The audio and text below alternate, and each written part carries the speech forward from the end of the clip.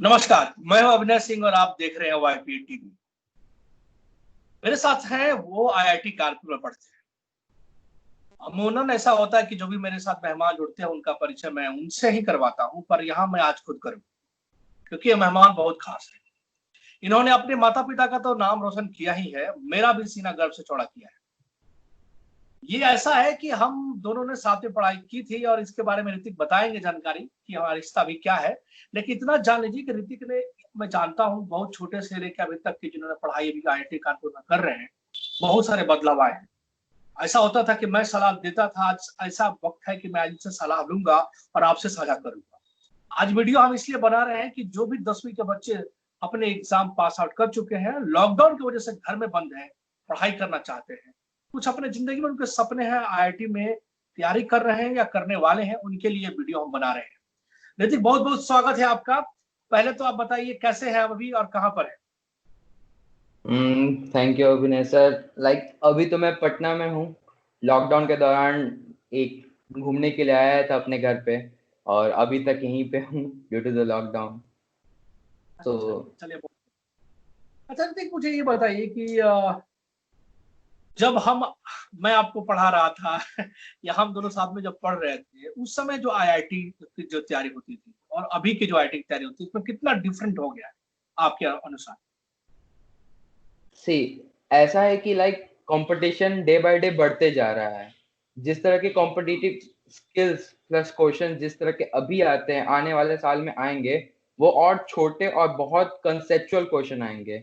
हमारे मतलब हम जिस समय पढ़ रहे थे उस समय के अगर मैं क्वेश्चन का कंपैरिजन करूं इस साल के क्वेश्चन का, मतलब हमारे प्रीवियस ईयर के क्वेश्चन का, तो उसमें बहुत अंतर है। सबसे पहले जो आते थे क्वेश्चन, उसमें सब कुछ दे दिया जाता था आपको, almost everything was given. But अभी क्या ऐसा क्वेश्चन, मतलब जिस तरह से conceptual and MCQ subjective objective type के क्वेश्चन हो गए हैं, तो उसमें ज्यादातर यही देखा जाता है कि जितना कॉम्प्लेक्स हो सके उतना कॉम्प्लेक्स किया जाता है। एंड कंसेप्चुअल क्वेश्चन, रटने वाला क्वेश्चन पहले आया करते थे काफी सारे, कि बहुत सारे पेपर को रट लो या फिर इस तरह के क्वेश्चन मिलते जुलते आएंगे। लेकिन आजकल के जो क्वेश्चन होते हैं वो कंसेप्चुअल, कंसेप्ट अगर आपका क्लियर नहीं होगा तो बहुत दिक्कत होगा सॉल्व करने में। और वो कंसेप्ट ज्यादा नहीं, 10th 11th के दौरान ही जो सीखा जाता है उसी में आता है क्वेश्चन। बाकी वही है कि क्वेश्चन छोटे होते जा रहे हैं, कंसेप्चुअल और कॉम्प्लेक्सिटी बढ़ते जा रही है compare to the previous time when we was doing. चलिए, ये तो अभी जानकारी हम लेते रहेंगे, लेकिन जो भी दर्शक अभी देख रहे हैं, मैं उनसे यही कहूंगा कि इस वीडियो को पूरा देखिए। अगर आप बिहार बोर्ड से या सीबीएसई बोर्ड से 10वीं पास कर चुके हैं तो ये वीडियो आपके लिए ही बनाया गया है। वैसे मैं आपको बता दूं, रितु को मैंने बस कुछ सालों में ट्यूशन दिया करता था, लेकिन उस समय जो स्पार्क था, जो मेरे अंदर जो दिखता था कि ये कुछ लड़का अलग करेगा, इसने किया भी है। तो आपको मैं यकीन बताता हूँ, मुझे पूरा विश्वास है कि वीडियो के माध्यम में आप अभी जो लॉकडाउन में सदुपयोग कर पाएंगे। ऋतिक, हम वीडियो को अभी आगे बढ़ाएं, इससे मैं पहले मैं जानना चाहता हूँ कि आईआईटी अगर कोई लड़का कर लेता है, कॉलेज में जाता है, आप कानपुर में है, वहां का हम्म माहौल कैसा होता है, इंटरनली माहौल कैसा होता ऑनेस्टली माहौल तो बहुत अच्छा होता है। प्लस देखिए, इसके पॉजिटिव पार्ट बहुत सारे हैं कि आपको पढ़ाई अच्छी मिलती, फैसिलिटी अच्छी होती है, आपको ए टू जेड सारी फैसिलिटीज दे दी जाएगी। ए टू मतलब सारे आईआईटीज में सारी तरह की फैसिलिटीज प्लस पढ़ाई भी अच्छी होती है। वहां पे है। सबसे बड़ा दिक्कत एक यही होता है कि जैसे फर्स्ट ईयर में हम लोग जाते हैं तो वी थिंक हम लोग बेस्ट है, हम लोग टॉपर थे। लेकिन जहां आईआईटी में जा रहे हैं वहां सबके सब टॉपर हैं। तो ऐसा होता है कि फर्स्ट ईयर में जो बच्चे लोग रहते हैं वो थोड़े से उड़े उड़े टाइप के रहते हैं। जैसे मैं भी था कि अब आईआईटी में आ गया तो फोड़ दूंगा, सब कुछ कर दूंगा। लेकिन जब फर्स्ट ईयर के मार्क्स आए तब लगा कि नहीं, थोड़ा सा संभलना पड़ेगा, क्योंकि मैं टॉपर तो हूँ मुझे पता है, लेकिन यहाँ पे सारे टॉपर अपने अपने स्टेट्स के हैं, तो उनसे एक हाँ। कंपटीशन लेवल काफी बढ़ जाता है। तो सबसे इंपॉर्टेंट चीज तो यही देखा। एंड वहां पे ऐसा है कल्चर, वहां पे सारे कल्चर के लोग रहते हैं, साउथ इंडियन और कुछ फॉरेनर भी रहते हैं, तो अच्छा खासा एक बॉन्डिंग बन जाता है उनसे। हम उनकी लैंग्वेज सीख रहे हैं, और मेरे बहुत सारे मलयाली फ्रेंड है, they talk to us in English. मैं बिहार से हूँ तो मेरी इंग्लिश थोड़ी बहुत टूटी फूटी है, लेकिन हाँ। उनके हाँ। साथ रह रहे कि ये सभी सीख गया मैं। मतलब अब मैं ये कह सकता हूँ कि हम फ्लुएंट, मतलब इंग्लिश बोल सकता हूँ आराम से अगर मेरे को बोला जाए तो ये तो मेरे के मतलब फ्रेंड जोन और जो एक फ्रेंड सर्कल के थ्रू ही पॉसिबल है। तो कल्चर, कंपटीशन और बहुत सारा इनोवेटिव चीज सीखने को मिलता है। तो ये सारे इंटरनल चीज है, और फिलहाल तो यही है। लेकिन सबसे इम्पोर्टेंट चीज होता है कि एक हॉस्टल वाइज सिस्टम होता है। हॉस्टल वाइज सिस्टम इसलिए कि जैसे हम लोग घर में भी रह के पढ़ाई कर सकते हैं, लेकिन एक हॉस्टल इन्वायरमेंट देता है कि आप खुद से कैसे पढ़ सकते हो, आप अपने कैसे टाइम मैनेज कर सकते हो। आपका अगर 12 घंटे क्लास है तो आप कितने घंटे टाइम अपने लिए निकाल सकते हो।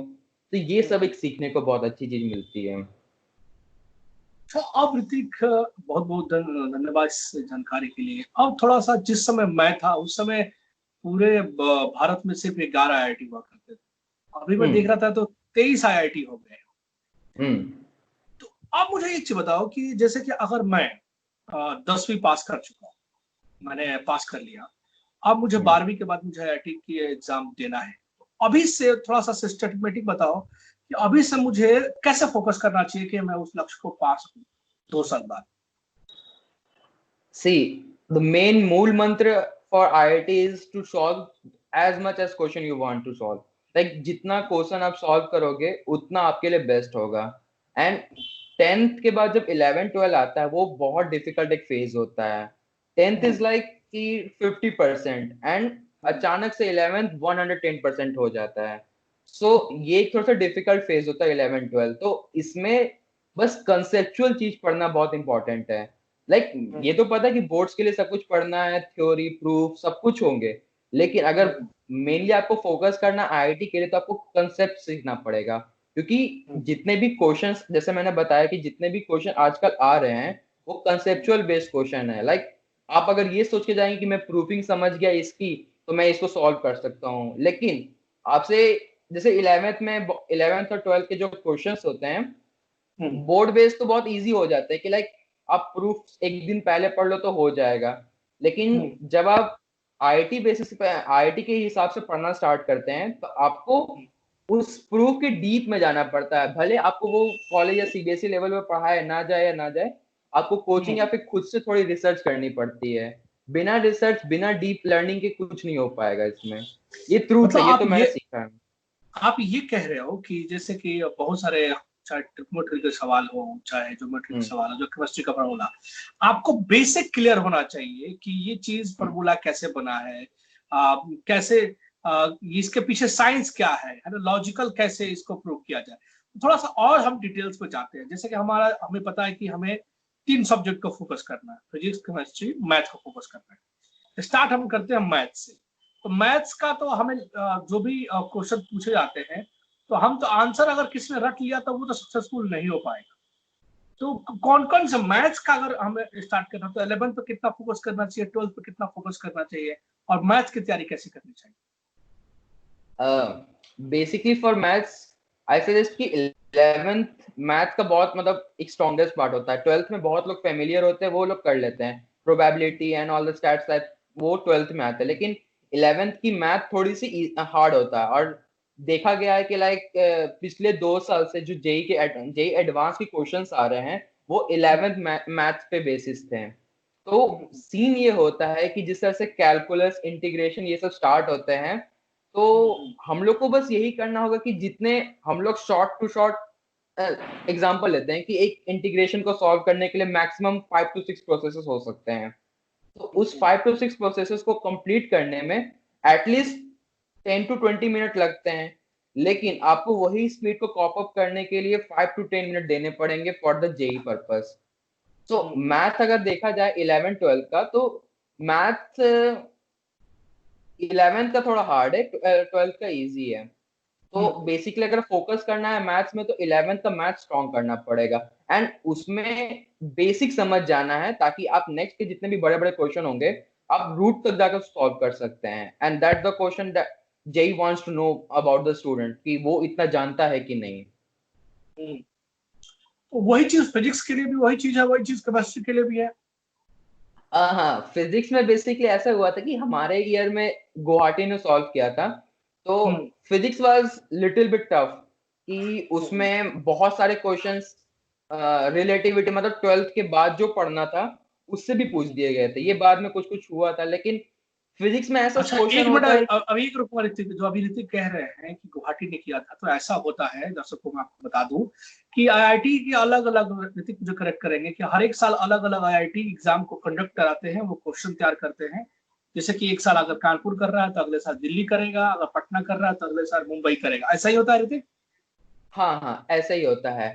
तो इसमें एक इम्पॉर्टेंट पॉइंट ये है जानना कि जैसे कि रुड़की कराता है, तो अगर मैं रुड़की के 5 साल पहले के क्वेश्चंस देखूं और अभी के क्वेश्चन देखूं, उसमें एक सिमिलैरिटी होती है कि उनका मैकेनिक्स स्ट्रांग होता है काफी। ये आप सारे आईआईटीज में जो भी क्वेश्चन सॉल्व करते हैं, आप उनका पैटर्न देख सकते हैं। ये हमेशा अच्छा। होता है कि जैसे लाइक आईआईटी दिल्ली अगर पेपर सेट कर रहा है तो उसका मैथ्स स्ट्रांग होगा, उसके मैथ्स के बहुत कंसेप्चुअल क्वेश्चंस आते हैं। बॉम्बे सॉल्व करेगा तो केमिस्ट्री कंसेप्चुअल क्वेश्चन आएंगे। ये छोटे छोटे ट्रिक्स है जो एक बार देख लेना होता है कि अगर मैं ये सॉल्व कर रहा है इस साल तो इस पे कैसे क्वेश्चन आएंगे। कानपुर सेट करेगा तो कानपुर का मैकेनिक बहुत स्ट्रांग है, तो वो लोग इस तरह से क्वेश्चन पूछते हैं। मुझे याद है कि जब ये पिछले साल जब आईआईटी कानपुर ने क्वेश्चन सेट किया था, तो मैं उसमें वॉलेंट्री कर रहा था। तो एच सी वर्मा सर थे हमारे, वो कानपुर के ही हैं, जो अभी आप लोग फिजिक्स के बुक पढ़ती हैं, वो एच सी वर्मा का। कंसेप्ट ऑफ हाँ फिजिक्स। हाँ हाँ, तो एच सी वर्मा के साथ ही मैं था, तो उनके साथ वो फिजिक्स डिपार्टमेंट के थे, मैं मटेरियल साइंस का था, तो उसमें मेरा क्वांटम का क्लास चल रहा था। तो सर ने मेरे को बताया था इसके बारे में कि जब कोई बच्चे लोग जेई के बच्चे बेसिकली 11th 12th पढ़ के आते हैं, तो उनको उस कंसेप्ट पे क्वेश्चन, ऐसा क्वेश्चन दिया जाता है जो वो सॉरी क्या कहते हैं, एक तरह से कहें कि जब तक वो डीप लर्निंग उसकी नहीं करेंगे कि इस क्वेश्चन को सॉल्व करने का पहला बेसिक क्या है, अगर वो ही क्लियर नहीं होगा तो वो कोई भी सॉल्व नहीं कर पाएगा। तो एच सी वर्मा सर का बस यही पॉइंट था कि जितना हो सके बेसिक पे ध्यान दो, अदरवाइज क्वेश्चन अपने आप सॉल्व हो जाएंगे। तो एक चीज और मैं आपको पूछूंगा कि हम लोग, मैंने जहां तक मैंने भी अनुभव किया है कि हम लोग मैथ और फिजिक्स से थोड़ा ठीक कर लेते हैं, लेकिन हमारा केमिस्ट्री थोड़ा सा वीक होता है, क्योंकि हमारा उतना लैब नहीं है, या स्टार्टिंग का बेसिक हम लोग उतना फोकस नहीं कर पाते, तो उसके लिए तैयारी कैसे होनी चाहिए? देखिए, केमिस्ट्री केमिस्ट्री ही एक ऐसा सब्जेक्ट है जो आपको मार्क्स दिलाता है। मुझे याद है अच्छा। मेरे जेई एडवांस में मेरा मेंस बहुत खराब गया था, मैं ऑनेस्टली बता रहा हूं, मेरा मेंस बहुत खराब गया था। उसके बाद एक अलग से लगा कि अब जेई एडवांस ही बचा, नहीं तो कुछ नहीं बचा है। तो मैंने केमिस्ट्री बहुत पढ़ा था, लाइक केमिस्ट्री में मेरे आउट ऑफ 136 मेरे 100 पार था उसमें मार्क्स। हम्म। तो हम्म। केमिस्ट्री बहुत मार्क्स ये दिला सकता है आपको। लाइक अगर आप उसमें मेरे टाइम पे बहुत सारे रटने वाले क्वेश्चन, जैसे ऑर्गेनिक मटेरियल, ऑर्गेनिक इनऑर्गेनिक हो गए, उसमें बहुत सारे ये कंसेप्चुअल सॉरी वो क्या कहते हैं, जो मतलब उसमें मुझे केमिकल याद नहीं आ रहा वो फार्मूलाज। स्पेसिफिक था। अच्छा। फॉर्मूलाज प्लस उसमें अजम्पशन बहुत सारे रहते हैं कि उनको ये अजम्पशंस पता है कि नहीं, इस तरह के उसमें बहुत सारे लर्निंग क्वेश्चन आते हैं। तो अच्छा। केमिस्ट्री को सॉल्व करना है ना, तो केमिस्ट्री रटने वाली इनऑर्गेनिक चीज है, ऑर्गेनिक समझने वाली चीज है, और फिजिकल न्यूमेरिकल वाली चीज है। ये तीन चीज पे कंसेप्ट क्लियर करना है। एंड आपको अगर मार्क्स मतलब गेन करना है तो आपको इनऑर्गेनिक स्ट्रॉन्ग करना पड़ेगा, क्योंकि वही एक ऐसा पोर्शन है केमिस्ट्री का जिसमें आपको रट के पूरे नंबर आ सकते हैं। फिजिकल आपको थोड़ा सा न्यूमेरिकल माइंड यूज करना पड़ेगा। ऑर्गेनिक थोड़ा समझना पड़ता है क्योंकि आपको उसमें लाइक उसमें एक्चुअली 9th और 10th का भी नॉलेज चाहिए। एल्डिहाइड, कीटोन, ये सब छोटे मोटे टर्म्स होते हैं, वो यहाँ वहां पर भी यूज होते हैं। एंड हाँ, एक सबसे इम्पोर्टेंट क्वेश्चन बात ये है कि जिस तरह से फिजिक्स एंड केमिस्ट्री की लैब्स होती है स्कूल में, उसको कभी अनदेखा नहीं करें, क्योंकि जो हमारे 20% क्वेश्चन होते हैं फिजिक्स और केमिस्ट्री के, वो लैब बेस्ड क्वेश्चन होते हैं। कि अगर आपने वो एक्सपेरिमेंट स्कूल में कभी किया हो तो आपको थोड़ा बहुत भी आइडिया होगा कि वर्नियर कैलिपर से किसको कैसे मेजर कर सकते हैं और कैसे क्या क्या यूनिट एरर आ सकती है। अभी तो अच्छा, मैं जो आप बात कर रहे हैं लाइव का, भी सबसे बड़ा सवाल तो मैं ये पूछना चाहता हूँ, जो सवाल आई थिंक वो 10 साल पहले भी था, मेरे समय था, आपके समय भी वही होगा, कोचिंग कितना आवश्यक है आईआईटी के एग्जाम क्लिक करने के लिए? कोचिंग, मैं एक चीज बताता हूँ कि मैंने 10th में ज्वाइन किया था, जब आप थे ही शायद, 10th में मैंने कोचिंग ज्वाइन किया था फिर से। तो 10th actually 10th 11th 12th तक मैंने कंटिन्यू किया फिर से।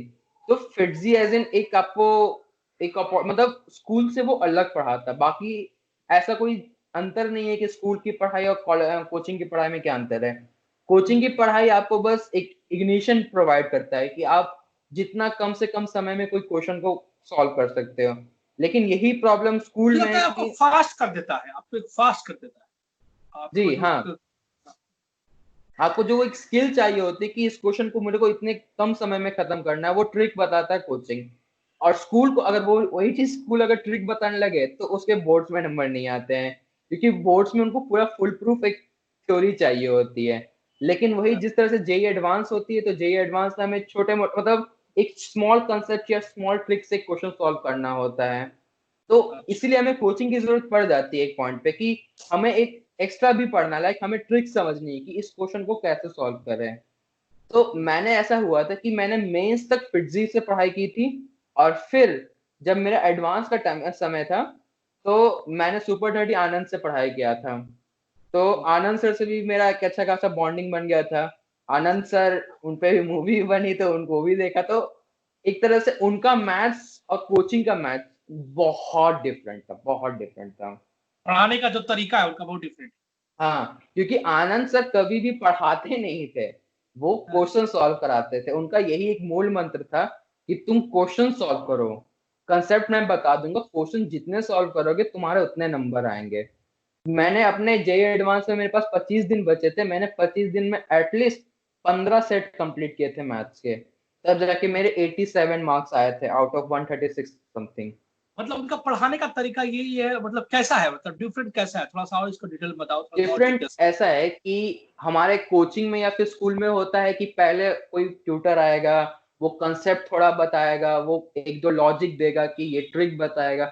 और सर का सीन ये है कि सर उनको वो फर्स्ट क्लास में अपनी सबसे पहले क्लास में ऑलमोस्ट सारी थ्योरी कंप्लीट कर देते हैं, ऑलमोस्ट सारी थ्योरी कंप्लीट कर देंगे, max to max 1 to 2 day लेंगे। एंड नेक्स्ट थर्ड डे से सारे के सारे क्वेश्चंस, जितने क्वेश्चंस प्रीवियस ईयर आईआईटी के question, previous year UPSC, sorry, हाँ क्या कहते हैं अलग उसको, अलग मतलब जितने और भी एग्जाम है कॉम्पिटेटिव एग्जाम्स की क्वेश्चंस, उस तरह को सब एक बाइंड अप करते हैं एंड वो सारे सॉल्व कराते हैं। क्योंकि क्वेश्चन सॉल्व करने के बाद हमें उसका कंसेप्ट पता चलता है कि ये किस कंसेप्ट पे बना होगा। तो अगर आपके पास प्रैक्टिस होगा कि आपने एक मतलब एक दिन में कम से कम 50 क्वेश्चन सॉल्व किए, तो आपके पास 50 कंसेप्ट आ जाएंगे। तो आप उसी तरह अगर 10-15 दिन दीजिएगा तो आपके पास बहुत सारे कंसेप्ट आ जाएंगे। देन आप कोई भी क्वेश्चन देखोगे तो आपको इजीली समझ में आ जाएगा, इसको इस कंसेप्ट पे यूज करेंगे तो इजीली सॉल्व हो जाएगा ये। वो उनका एक सबसे अच्छा मेरे को पॉइंट अभी तक याद है। मैं अभी भी उस कॉलेज में यही चीज को दोहराता हूँ कि कंसेप्ट और जितना हो सके कि क्या कहते हैं उसको माइन्यूटली पढूं, वो ऐसा नहीं करो कि छोड़ दूं, क्वेश्चन सॉल्व करो, ये मैथ में बहुत इंपॉर्टेंट है। गुड। आपने तो ये सारी जानकारी दे दी। लास्ट में मैं आपसे ये पूछना चाहता हूँ कि जो आईआईटी हो जाता है या होने वाला है, उसमें आपने बताया कि तैयारी कैसे करना चाहिए। अब मैं ये कहता हूँ कि अभी लॉकडाउन का एक पीरियड बचा हुआ है, जो कहीं कोचिंग ले नहीं सकता, कहीं बाहर जा नहीं सकते, हम मोबाइल चला रहे हैं, फेसबुक चला रहे हैं। इस समय हमें क्या स्किल डेवलप करना चाहिए कि हमें जब ये सब खुले तो हमें हेल्प हो। जैसा कि मेन इसमें यही प्रॉब्लम होता है कि लॉकडाउन में कि आपको कोई प्रॉपर ट्यूटिंग नहीं मिलता है, कि कोई बताने वाला कोई जल्दी आ नहीं पाता है। तो इसमें बेस्ट पार्ट यही होता है कि आप प्रीवियस ईयर के सॉल्व क्वेश्चन सॉल्व करें।